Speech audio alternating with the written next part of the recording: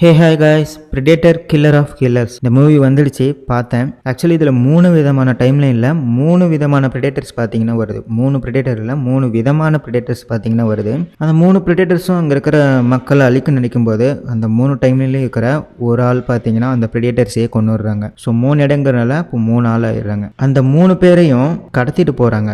அதுதான் பார்த்தீங்கன்னா சர்ப்ரைஸாக இருக்குது. ஸோ அது யார் கடத்திட்டு போகிறாங்க, எங்கே கொண்டு போகிறாங்கன்னா பிரிடேட்டர்ஸ் தான் கடத்துகிறாங்க. பிரிடேட்டர்ஸ்க்குன்னு தனியாக ஒரு உலகம் இருக்குல்ல, அங்கே கொண்டு போய் ஒரு கிரவுண்டில் விடுறாங்க. அந்த கிரவுண்டில் சில வித்தியாசமான மிருகங்கள் கிட்ட சண்டை போடுறாங்க. ஸோ அது அவங்களுக்கு ஒரு என்ஜாய்மெண்ட் போல். ஆக்சுவலி கிளாடியேட்டர்ஸ் மூவி மாதிரி தான் இருக்குது பார்க்குறதுக்கு. அந்த 3 பேரும் சாதாரண ஆளுங்க கிடையாது, பிரிடேட்டரையே கொண்டவங்க. அதனால தான் படத்தோட பேர் கூட killer of killers. Okay, so இவங்க தான் அந்த கில்லர். பிரிடேட்டர் கிட்ட இருந்து பார்த்தீங்கன்னா 3 பேரும் எஸ்கேப் ஆக ட்ரை பண்ணுறாங்க. அதில் 3 பேரில் 2 பேர் எஸ்கேப் ஆகுறாங்க. ஒருத்தர் பார்த்தீங்கன்னா டெக்னிக்கலாக ஒரு சில விஷயங்களால் எஸ்கேப் ஆக முடியாமல் மாட்டிக்கிறாங்க. ஆனாலும் பிரிடேட்டர் பார்த்தீங்கன்னா அவங்கள கொல்லலை. அவங்கள திரும்ப ஒரு இடத்துல அடைச்சி வைக்க ட்ரை பண்ணுறாங்க. அப்படி அடைச்சி வைக்கும்போது தான் அங்கே ஒரு புது சர்ப்ரைஸ் ஒன்று வருது. என்னென்னா, ஆல்ரெடி அங்கே நிறைய பேர் இதே மாதிரி அடைச்சி வச்சுருப்பாங்க. ஸோ அடைச்சி வச்சுருக்கிற அந்த இடத்துல ஒரே ஒரு ஆளை மட்டும் பார்த்தீங்கன்னா ஃபோக்கஸ் பண்ணி காட்டுறாங்க. அது யாருன்னா அது ஒரு லேடி தான். அவங்க பார்த்தீங்கன்னா இதுக்கு முன்னாடி ப்ரே அப்படின்னு ஒரு பிரிடேட்டர் மூவி வந்திருக்கும். அந்த படத்தோட டைரக்டர் தான் இந்த பிரிடேட்டர் கில்லர் ஆஃப் கில்லர்ஸையும் எடுத்தாங்க. அங்கேயும் ஒரு பிரிடேட்டர் வந்திருக்கும் அவங்க டைம்லைனில்.